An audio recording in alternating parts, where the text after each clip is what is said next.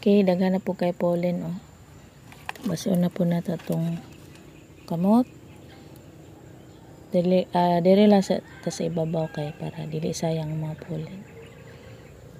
Para ma-distribute pa nato sa uban plants nga nag-spadix. Okay.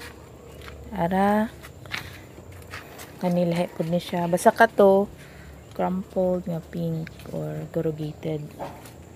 Kani siya, lahi po siya. Darker form ni. Kuya kaya ang spadix, oh. Kuya kayo kay nang murag naga pink nga violet.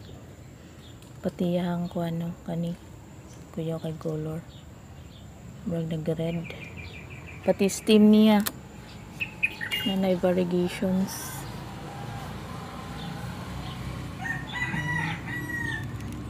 Ito na lang mix para makakreate tag hybrid.